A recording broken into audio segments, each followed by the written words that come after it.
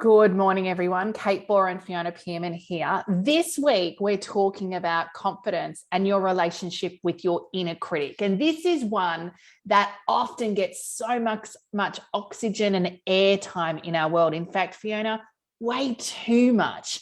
And what it limits us doing in terms of the actions we don't take or the decisions we don't make is really limiting when it comes to what we achieve in context of our career and life. Yes, it's amazing how much we rely on this inner talk, this self-talk, this inner critic, and the way it goes on, and what that does to our confidence and the way we amplify it into the stories we tell ourselves. So we get hooked into the fear and the worry and all the things that could go wrong. And we often even end up catastrophizing about the worst possible scenario. And that means that we contract and we just don't do the things. We don't take the actions. We don't speak up. We don't share all the things we could because we're so worried that something's going to go wrong.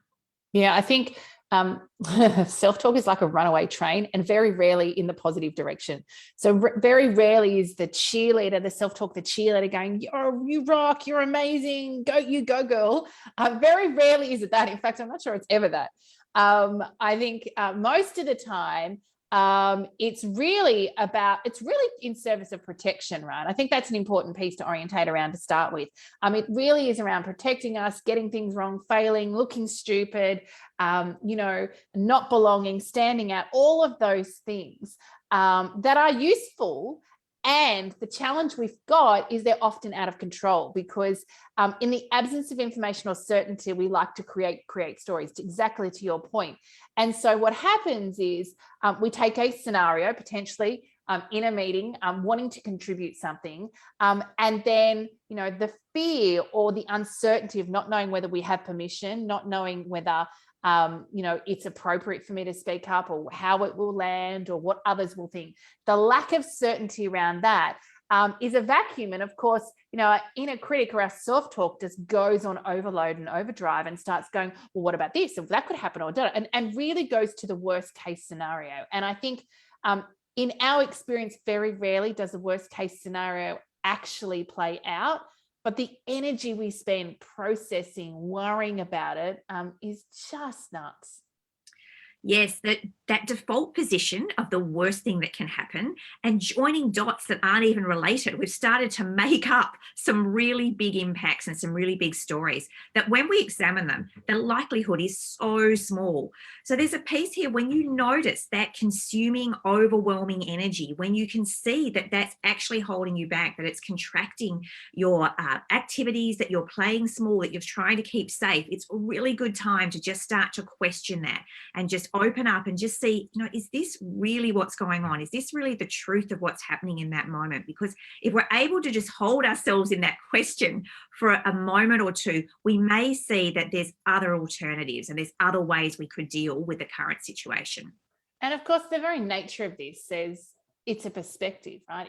In most cases, we don't know the absolute truth. And actually, there may not be an absolute truth. There's just perspectives to be seen here.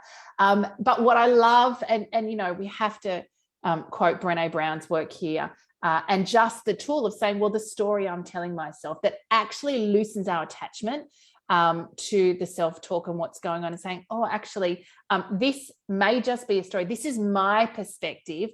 This may not be the truth. So I think the important piece is to reality check those stories. That inherently creates some detachment or loosens our attachment to them and allows us the space to perhaps see a different perspective, to see another possibility, but most importantly, right size all of the dangers, the concerns, the risks that have been given often way too much oxygen in our head. Yes, yeah. And the more we can do that, the more we can actually, appropriately deal with this and start to create some different options. What if, and we lean towards the positive. What if this did go right? What if I said something and it was okay? Or what if I did have permission? Starting to think about the news story. And we always say with these pieces is, start small. Don't sort of try to do this in a case where you're absolutely feeling overwhelmed. Find the small places where you could just do one thing differently. If you're in that state of fear, where's there one little opening that I could be a little bit more courageous now? And if you do those small acts, then we notice that, oh, that wasn't so bad. I could maybe try this again. I could start to recast the stories so that I'm not beholden to the old stories that might be holding me back. Yeah, nice one. Let's leave it there. Guys, if you know someone who'd benefit from our confidence conversations, tag them below, or better yet, share it with them directly. If you'd like to be notified of when we go live and access a whole bunch of resources, please like us on Facebook. Lots of stuff over there on the page, stacks of videos from years of doing Facebook Live. And if you'd like to go deeper with your relationship with core confidence, visit our website, coreconfidence.com.au.